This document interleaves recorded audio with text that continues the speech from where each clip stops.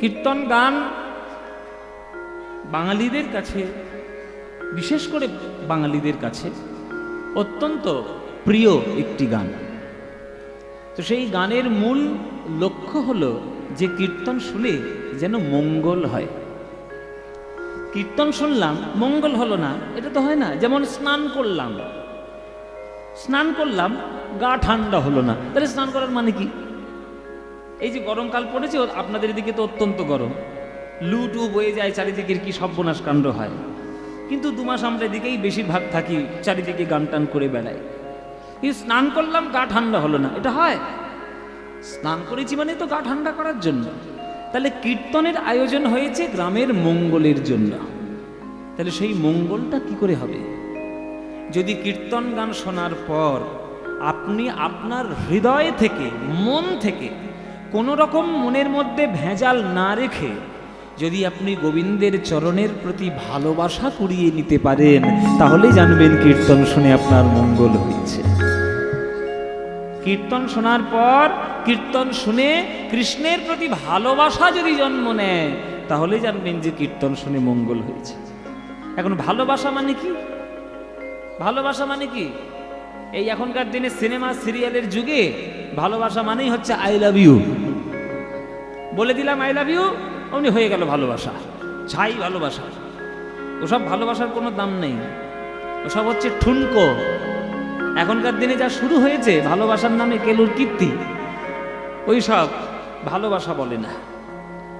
ভালোবাসা অত্যন্ত কঠিন জিনিস। ভালোবাসা হচ্ছে একটা সাধনা, সবার দ্বারা হয় না। যদি ভালোবাসা এত সহজ হতো বাবা, তাহলে রাধারানী অলিতে গলিতে ঘুরে বেড়াতো, বিশ্ব ব্রহ্মাণ্ডে একজন থাকতো না।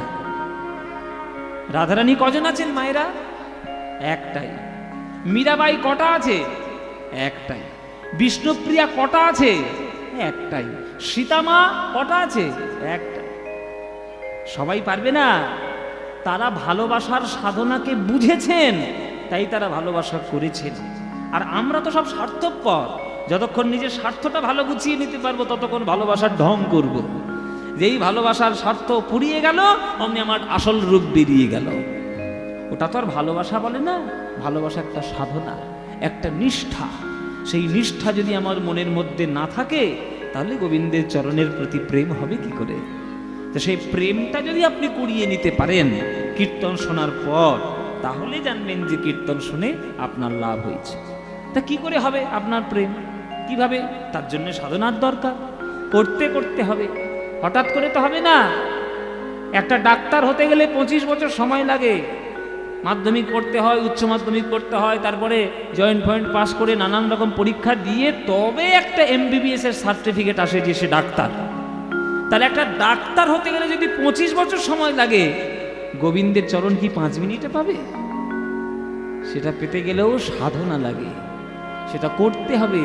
করতে করতে করতে করতে তবে যদি কোনোদিন একবার লাভ হয় কৃষ্ণ প্রেম, তাও আবার এক জন্মে নাও হতে পারে। কত জনম তপস্যার পরে যে কৃষ্ণের প্রতি প্রেম জন্ম নেবে, এটা এক জন্মের কথা নয়। জনম জনমের সাধনা চাই, নইলে কৃষ্ণ প্রেম পাওয়া যাবে না। ও মায়েরা বলো তো, তেঁতুল। মায়েদের বলতে বলেছি, তোকে বলেছি? চুপ করে বসবি, বেশি কথা বলবি না। বলো তো মায়েরা, তেঁতুল। 2-1 জন বললে কি করে হবে? সবাই বলো, বলো তেঁতুল। এবার তেঁতুল তেঁতুল তেঁতুল তেঁতুল তেঁতুল তেঁতুল তেঁতুল তেঁতুল 5 মিনিট বলতে থাকো। বলো, বলতে থাকো। আমি এক্ষুনি প্রমাণ দিয়ে দেবো, ওই জন্য বলছি, বলো না। বলো, বলতে থাকো। তেঁতুল তেঁতুল তেঁতুল তেঁতুল তেঁতুল তেঁতুল তেঁতুল তেঁতুল। 5 মিনিট পর বলতে পারবে? বলতে বলতে কি হবে? জিভে জল চলে আসবে। কেননা 5 মিনিট যখন আপনি তেঁতুল বলছেন, বারবার বলাতে আপনার তেঁতুলের টক স্বাদটা মনে হচ্ছে, আপনি অনুভব করতে পারছেন। অনুভব করতে করতে ওই স্বাদটা যেই মনে পড়ে যাচ্ছে, তখন ছোটবেলার কথা মনে পড়বে, কাঁচা তেঁতুল বিট লবণ দিয়ে খেতে, তেঁতুলের চাটনির কথা, ফুচকার কথা, নানান ধরনের কথা মনে পড়বে। জিভ দিয়ে জল, বলতে গিয়ে আমার এখন জিভ দিয়ে জল আসছে। ফুচকা যেই বলেছে মুখ দিয়ে জল। তাহলে আপনি ভাবুন, আপনারা ভাবুন বাবা, একটা সাধারণ শব্দ তেঁতুল, সেটা বলতে বলতে যদি জিভে জল আসে, জগতের শ্রেষ্ঠ শব্দ কৃষ্ণ, সেই কৃষ্ণ কৃষ্ণ বারবার বলতে বলতে চোখ থেকে কখনো জল আসবে না? যেদিন কৃষ্ণ কৃষ্ণ বলতে বলতে চোখ দিয়ে জল আসবে, সেদিন জানবেন কীর্তন শুনে আপনার প্রেম হয়েছে। একদম বাস্তব উদাহরণ দিয়ে দিলাম। এই জন্য বলতে হয়, সাধনা করতে হয়, কর্ম করো তবেই তো ফলটা পাবে। বিনা কর্মে কি করে ফল পাবে? ভগবান যদি বিনা কর্মে সকল ফল দিয়ে দিত, তাহলে তোমার হাতও দিত না, পাও দিত না, চোখও দিত না, মাথাও দিত না, বুদ্ধিও দিত না, জীবন দিত না, আয়ুও দিত না। সব যখন ভগবান দিয়েই পাঠিয়েছে, তাহলে নিশ্চয়ই কোনো কারণে। কারণ কি? গীতায় লেখা, কর্মণ্যবধিকারস্তে মা ফলেষু কদাচন মা কর্ম ফল হেতুর্ভুমা সঙ্গস্তনি কর্মণি। তাহলে কর্ম করো, ফল পাবে। কর্ম করো শুধু মানে কি টোটো চালানো, গাড়ি চালানো, চাকরি করা, ইঞ্জিনিয়ারিং না, সমস্তটাই কর্মের আন্ডারে। সেই কর্ম যদি সঠিকভাবে ধরতে পারো, তাহলে তোমার কর্মের ফল তুমি পেয়ে যাবে। তাহলে কৃষ্ণ যদি সঠিক করে বলতে পারো, তাহলে কৃষ্ণ নামেও প্রেম তোমার হয়ে যাবে। সোজা কথা, করো পেয়ে যাবে। ভালোবাসা এত সহজ নয়, করতে করতে ভালোবাসা হয়। একটা মানুষের সঙ্গে একটা মানুষের ভালোবাসার সম্পর্ক হঠাৎ হয় না। দুদিনের দেখায় যে ভালোবাসা হয় সেটা আকর্ষণ। সে শরীরের আকর্ষণ হতে পারে, মনেরও আকর্ষণ হতে পারে, কিন্তু ভালোবাসা জন্ম নিতে গেলে তার সঙ্গে সংসার করতে হবে। করতে করতে করতে করতে তবে একটা মানুষকে বোঝার পর তবেই দুজন মানুষের মনের মিল হবে, তবেই ভালোবাসার সাধনাটা শুরু হবে। এই ভালোবাসা সহজে পাওয়া যাবে না, সাধনা করে পেতে হবে। শুনছেন কথাগুলো নাকি শুনছেন না? তোমারা শুনছেন তো? শুনুন, শুনলেই কাজে হবে, না শুনলে আপনার লস, আমার কিছু নয়, আমি গুছিয়ে নিয়ে চলে যাব। আপনারা ভালো করে মন দিয়ে শুনুন। ভালো যদি বেসেছো কৃষ্ণকে, আজকের একটা কথাই গিট বেঁধে রাখো, ভালো করে বাবারাও শুনে রাখুন, একটা কথা গিট বেঁধে রেখে দিন আজকের। কৃষ্ণকে যদি তুমি ভালোবাসতে চেয়েছো, বা যদি মনে হয় যে কৃষ্ণকে ভালোবাসবো, আমার প্রথম সাজেশন হচ্ছে বাসনা। বেশ বাসবে না, কৃষ্ণকে একদম ভালোবাসবে না, কেন সর্বনেশে জিনিস। কৃষ্ণকে ভালোবেসেছো মানে তুমি মানসিকভাবে প্রস্তুতি নিয়ে রাখো যে তোমাকে সারা জীবন চোখের জলে কাঁদতে হবে। এটা মনে রেখে দিও। কৃষ্ণকে ভালোবাসা মানে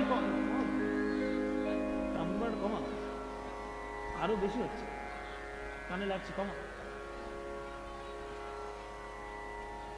কৃষ্ণকে যদি ভালোবাসার ইচ্ছে হয়, তাহলে মানসিক প্রস্তুতি নিয়ে নাও যে তোমাকে সারা জীবন চোখের জলে কাঁদতে হবে।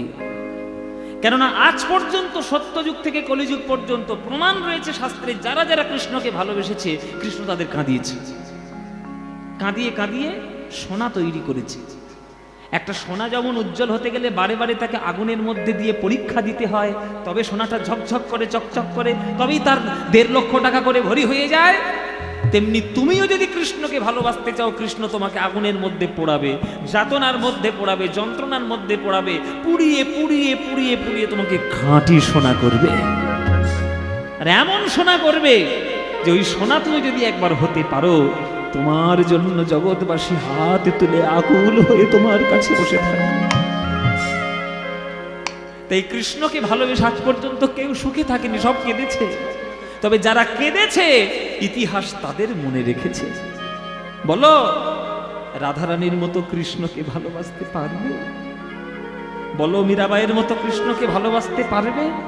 সীতা মায়ের মতো রামকে ভালোবাসতে পারবে?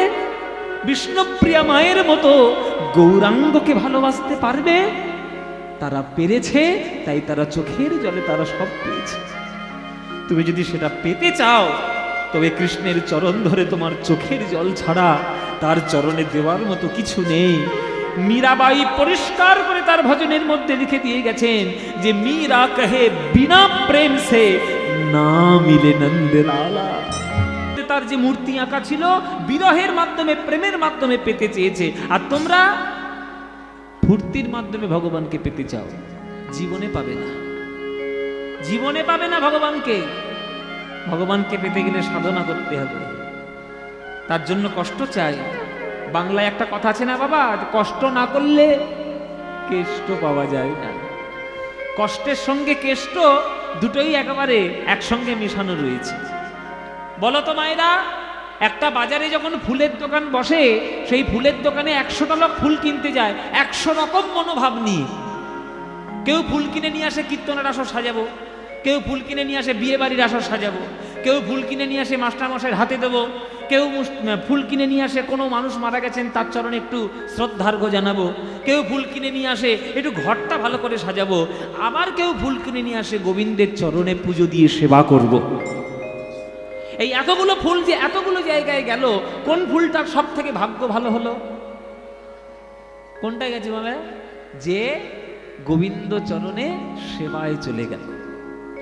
তাহলে একটা ফুল যদি গোবিন্দের চরণে পড়ে সেবায় লাগিয়ে নিজের জীবনকে ধন্য করতে পারে, আপনারা তো মানুষ, অনেক শ্রেষ্ঠ জন্ম পেয়েছেন, 84 লক্ষ জনের মধ্যে শ্রেষ্ঠ জন্ম হচ্ছে মানব জন্ম। তাহলে এত জন্ম শ্রেষ্ঠ থাকতে আপনি মানব জন্ম লাভ করে শ্রেষ্ঠতর জীবন লাভ করে আপনি কেন জীবনটাকে ওয়েস্ট করছেন?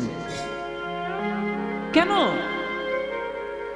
আগামী জন্মে কি হবেন, আগের জন্মে কি ছিলেন আপনিও জানেন না, আমিও জানি না, জগতের কেউ জানে না। তাহলে সুযোগ যখন আমি এই জন্মটা পেয়েছি, সুস্থ পূর্ণ সুস্থ একটা দেহ পেয়েছি, কেন আমি বৃথা বৃথা নষ্ট করব? আমি ফুলের মতো গোবিন্দের চরণে বিকিয়ে দেব, ফুলের মতো গোবিন্দের চরণে বিকিয়ে দেব। যদি বিকিয়ে দিতে পারি, ওই রজনীগন্ধা পদ্ম ফুলের যেমন ভাগ্য হবে, তেমনি আমারও ভাগ্য হয়ে যাবে। শুধু ফুলের মতো। আপনারা বিশ্বাস করুন বাবা, আপনাদের ভেতর থেকে এই যে জটিলতা, কুটিলতা, কুমন্ত্রণার মনোভাব একবার সরিয়ে দিয়ে দেখুন, একবার সরিয়ে দিন, দেখবেন আপনার জীবন থেকে এত সুগন্ধ বেরোবে যে আপনার সুগন্ধে জগৎ সুগন্ধিত হয়ে যাবে। যতদিন নরেন্দ্রনাথ দত্ত ছিলেন, ততদিন তার সুগন্ধ প্রকাশ হয়নি।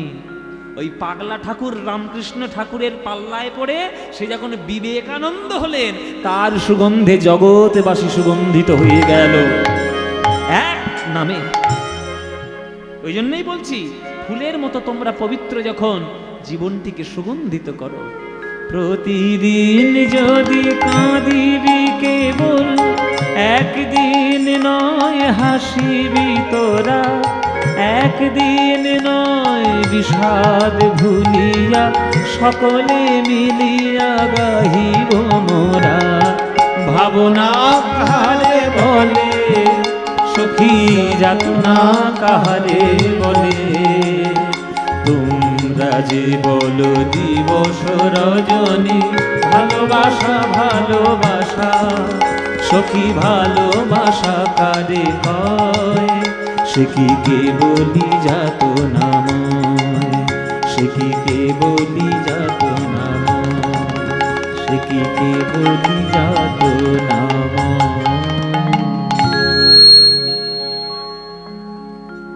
এই হচ্ছে গান, রবীন্দ্রনাথ ঠাকুরের গান। তো সেই প্রেম শিখিয়েছে আমার গৌরাঙ্গ সুন্দর, সেই প্রেম দিয়েছেন আমার নিতাই গৌর, সেই নিতাই গৌরকে ডাকতে হবে। আজকের গৌরাঙ্গ মহাপ্রভু নবদ্বীপের বুকে দাঁড়িয়ে মুরলী শব্দ করি বদন বাজায়। বদন বাজায় মানে, বদন মানে কি বাবা? বদন মানে কি মায়েরা? বদন মানে মুখ। মুখ আবার বাজাবে কি করে? মুখে হাত ফাত দিয়ে বাজাবে নাকি? বলে না না, ওই মুখ বাজানো না, ওই রকম একটা বাজানো যায়। মুখে হাঁ করে একটু পাটিতে আওয়াজ করলে আওয়াজ আসে, শব্দ হয়, কিন্তু ওই বদন বাজানোর কথা এখানে বলা হচ্ছে না। এখানে বলা হচ্ছে বদন বাজায় মানে, যেটা আমরা গ্রাম বাংলায় চলতি ভাষায় যেটাকে বলি শীষ দেওয়া।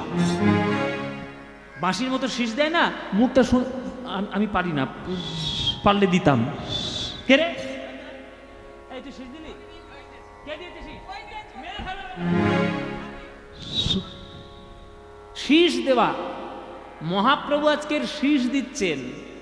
এখন এই কথা যদি আমি বলি মহাপ্রভু শীষ দিচ্ছে, আপনারা রেগে যাবেন না যে তুমি দেখে এসছো বাবা শীষ দিচ্ছে? আমি বলছি না, পদাবলী বলছে। পদাবলী বলছে বদন বাজায় মানে মুখ থেকে বাঁশির মতো সুর দিচ্ছে। হ্যাঁ, তবে মুখ থেকে যে বাঁশির মতো সুরতে দিচ্ছে, সে সুরটা আলাদা। আমরা যেটা শীষ দিয়ে দিয়ে গান গাই সে সুর আলাদা, আর মহাপ্রভু যেটা শীষ দিয়ে দিয়ে গাইছেন সেটা আলাদা। সেটা অত্যন্ত প্রিয় গান মহাপ্রভুর। মহাপ্রভু গাইছেন, কি গাইছেন? মুখ থেকে বাঁশির মতো সুর দিচ্ছেন, কিন্তু ভেতরে ভেতরে একটা গান গাইছেন। সে গানটা কি? ভজ শ্রীকৃষ্ণ কহ শ্রীকৃষ্ণ লহ শ্রীকৃষ্ণের নাম রে। ভজ শ্রীকৃষ্ণ কহ শ্রীকৃষ্ণ লহ শ্রীকৃষ্ণের নাম রে।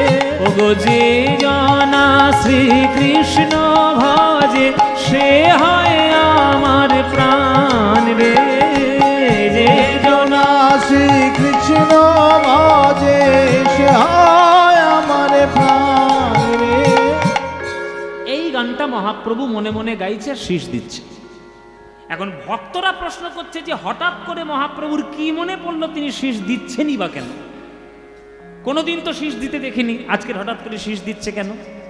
বলে কারণ আছে, এমনি এমনি দিচ্ছে না, দুধের স্বাদ ঘোলে মেটাচ্ছে ওই জন্যই দিচ্ছে।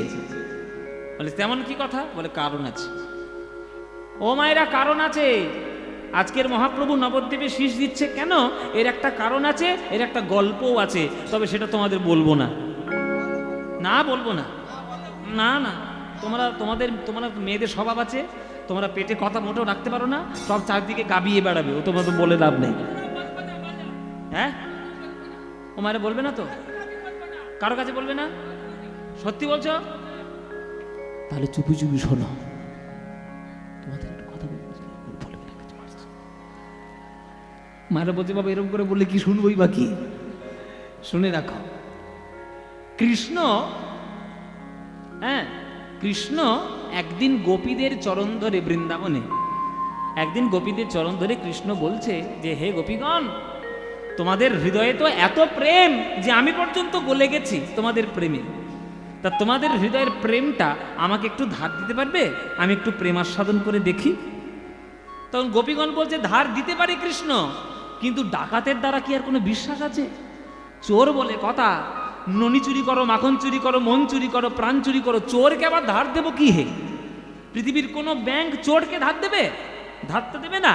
তা তোমাকে আমরা ধার দিতে পারি, তুমি চোর হলেও আমাদের কাছে মিষ্টি চোর, আমাদের কাছে প্রিয় চোর, যখন কিছু একটা বন্ধক রেখে যাও তার পরিবর্তে ধার নিয়ে যাও।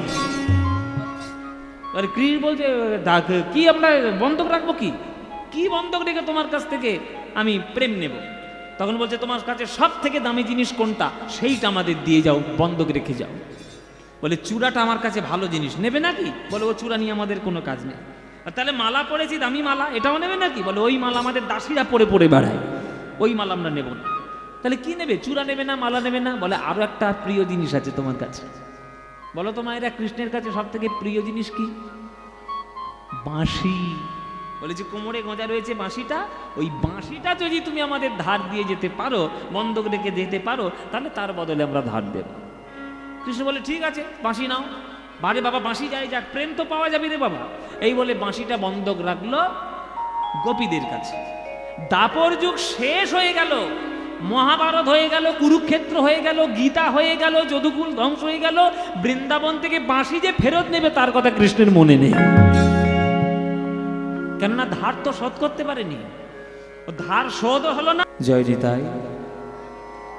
উপস্থিত সকল কৃষ্ণ অনুরাগী গৌর ভক্তবৃন্দের চরণে আমার কোটি কোটি দণ্ডবৎ প্রণাম। আমার সকল গুরুবর্গের শ্রীচরণে আমার শত সহস্র কোটি দণ্ডবৎ প্রণাম। এই খট্টারডিহি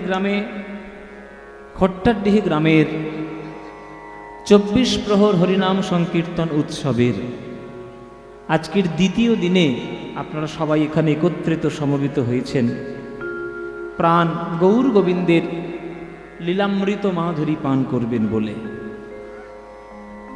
এই কীর্তন গান আপনাদের এত প্রিয় যে সারা বছর আপনারা অপেক্ষা করে বসে থাকেন কবে আমাদের গ্রামের 24 প্রহর হবে আর আমরা কীর্তন শুনব।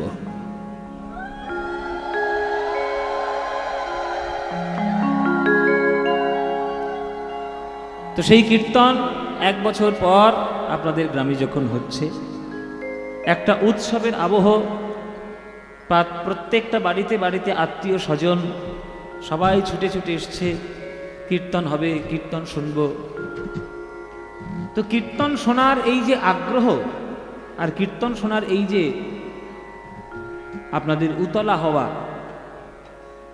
এর পিছনে কি কোনো লাভ জড়িয়ে আছে, নাকি শুধু স্রোতের টানে গা ভাসানোর জন্য কীর্তন শুনতে এসছেন? আমার মনে হয় এইগুলো আপনাদের শিক্ষা নেওয়া উচিত, যে গ্রামের মানুষরা খরচা করে গ্রামের মঙ্গলার্থে যখন একটা কীর্তনের আসর করছে, তাহলে সেই কীর্তন আসরটা হওয়ার পর গ্রামের মঙ্গলই হওয়া উচিত। হরিনাম হবে আর সেখানে মঙ্গল হবে না, এটা তো হতে পারে না। শ্রীবাসের ছেলে মরে গেল, সেই অঙ্গনে কীর্তন করে মহাপ্রভু তার প্রাণ ফিরিয়ে দিল, তাহলে সেটা অমঙ্গল হলো না মঙ্গল হলো? তাহলে তো মঙ্গল হলো। তাহলে কীর্তন শুনে যদি মঙ্গল হয়, তাহলে আমাদের গ্রামে কীর্তন করানোর পর কি কোনো মঙ্গল হচ্ছে? যদি না কমিল।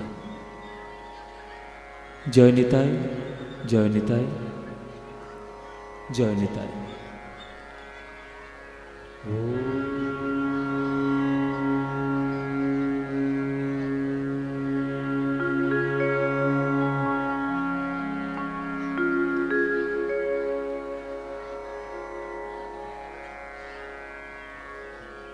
ईश्वर परमा कृष्ण सच्चिदानंद निग्रह अनादिनादि गोविंदम सर्वकारण कारणं नमो ब्रह्मण्य देवाय गो ब्राह्मणहिताय च जगद्धिताय कृष्णाय गोविन्दाय नमो नमः। मूकं करोति वाचालं पंगुं लङ्घयति गिरिं यत्कृपातमहं वन्दे परमानन्दमाम्।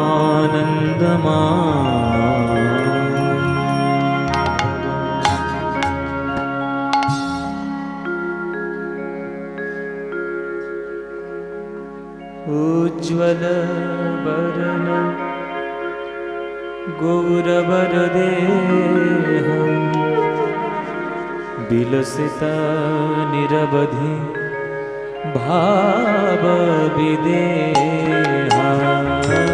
उज्ज्वल वदन गौरवरदेहं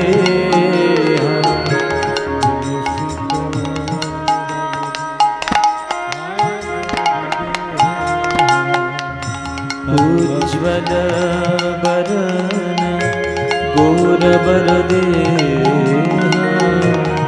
विलसिता निरवधि भावविदेहम्। उज्ज्वल वदन गौरवरदेहं विलसिता निरवधि भावविदेहम्। त्रिभुवन पावन कृपायलेशं त्रिभुवन पावन कृपायलेशं त्रिभुवन पावन कृपायलेशं त्रिभुवन पावन कृपायलेशं तं प्रणमामि च श्री सच्चिदानन्दं तं प्रणमामि च श्री सच्चिदानन्दं तं प्रणमामि च श्री सच्चिदानन्दं तं प्रणमामि च श्री सच्चिदानन्दम्। उज्ज्वल वदन गौरवरदेह विलसिता निरवधि भावविदेहा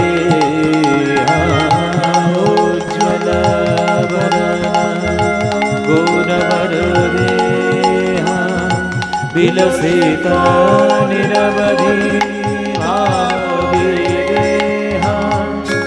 गद गद अंतर भाव विकारं गद गद अंतर भावो विकार गद गद अंतर भाव विकारं गद गद अंतर भावो विकार दुर्जन तर्जन नाद विशाल दुर्जन तार जनो नादो विशाल दुर्जन तर्जन नाद विशाल दुर्जन तार जनो नादो विशाल भव भय भंजन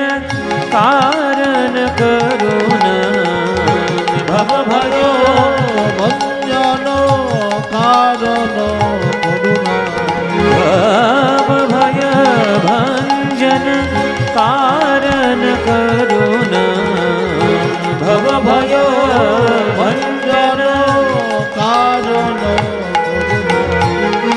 तं प्रणमामि च श्रीशचितनय तं प्रणमामि च श्रीशचितनय तं प्रणमामि च श्रीशचितनय तं प्रणमामि च श्रीशचितनय उज्ज्वल गौरवरदेह विलसिता निरवधि भावविदेहा उज्ज्वल गौरवरदेह विलसिता निरवधि भावविदेहा वन्दे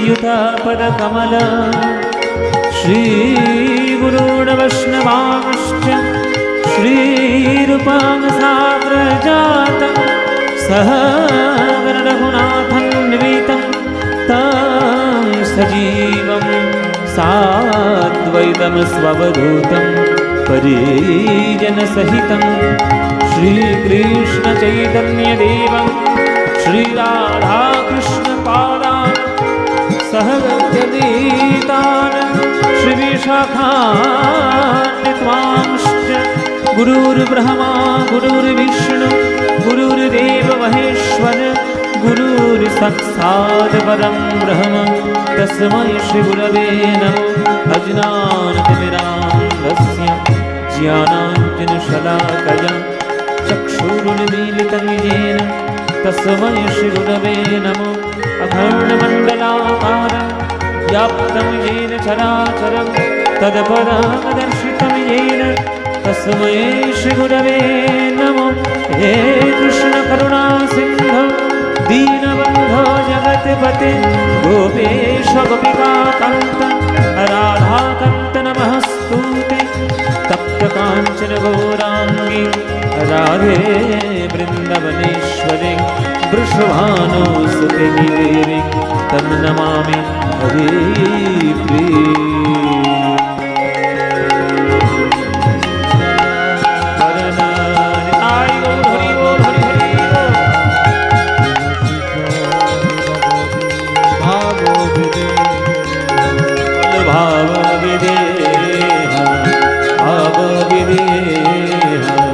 भाव विदेह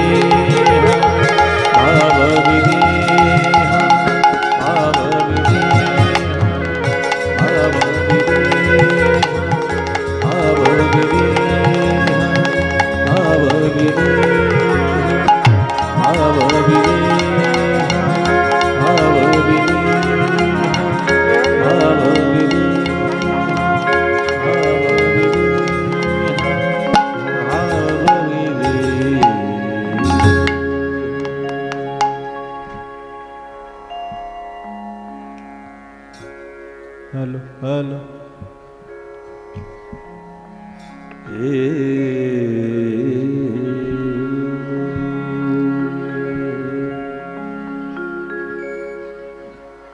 পুরবে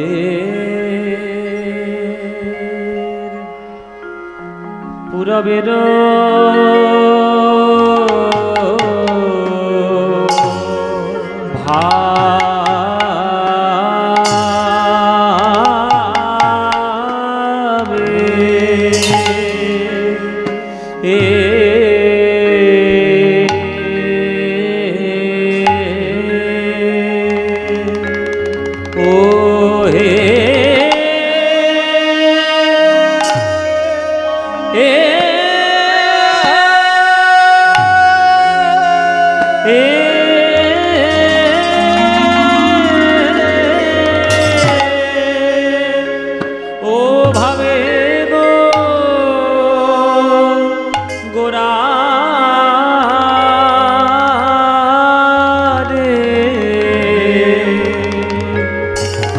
প্রভুর আমার কিনা ভাবে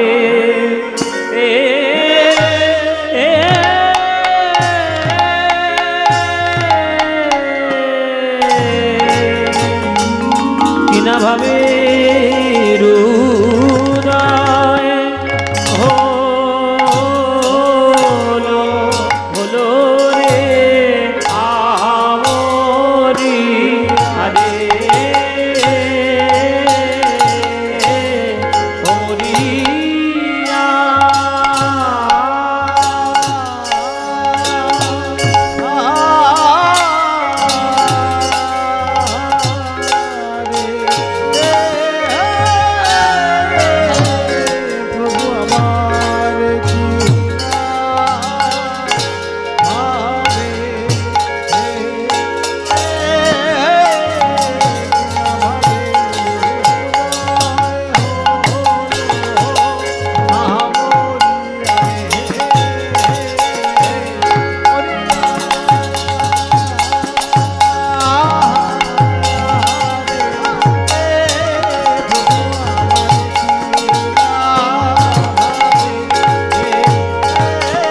কিনা ভাবে হৃদয় হলো রে আহামরি আরে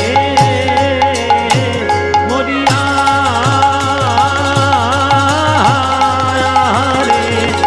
রে প্রভু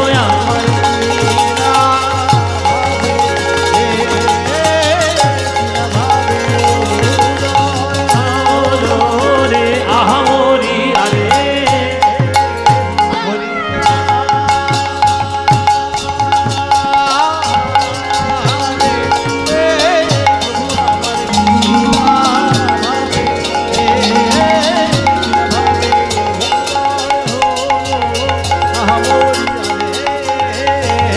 মরিয়া নিতাই গৌর হরি বল হরি বল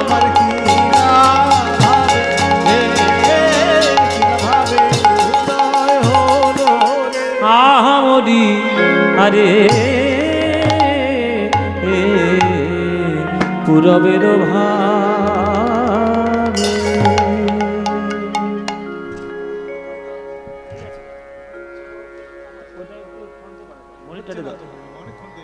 এইটা একটু মনিটরে বাড়াবো পুরবের ভাবে আমার শ্রী গৌরাঙ্গ রায় হ্যালো হ্যালো না মনিটর মনিটর বাইরে আছে হ্যাঁ কই দাও হ্যালো হ্যালো আসছে না ভালো মনিটরে কম হয়ে যাচ্ছে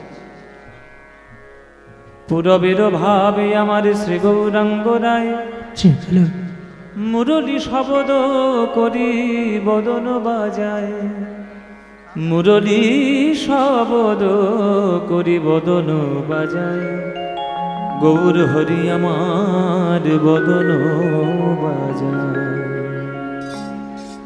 পুরবের ভাবে আমার শ্রী গৌরাঙ্গ রায় মুরলী শব্দ করি বদন বাজায়। আজ বৃন্দাবন লীলা কি হবে এটা গৌর চন্দ্রিকায় পরিষ্কার হয়ে যাবে যে বৃন্দাবন লীলা কি হবে। গতকাল আপনারা ভক্তলীলা শুনেছেন, গৌর লীলা শুনেছেন। আগামীকাল যেহেতু রাসলীলা হবে, তো মাঝখানে একটি কৃষ্ণলীলা গাওয়াটাই বাঞ্ছনীয়। তো আজকের আমরা বৃন্দাবন লীলা, কৃষ্ণলীলা গাইব, কিন্তু কি লীলা গাইব সেটা গৌরচন্দ্রিকা শুনলে আপনারা বুঝতে পারবেন। তারপরে আমরা বৃন্দাবন লীলায় গিয়ে তার পরিচয়গুলো করাবো। তো প্রথম গৌরচন্দ্রিকা কি বলছে? পূরবের ভাবে আমার শ্রী গৌরাঙ্গর। এখানে এত কথা কেন? এই মেয়েরা,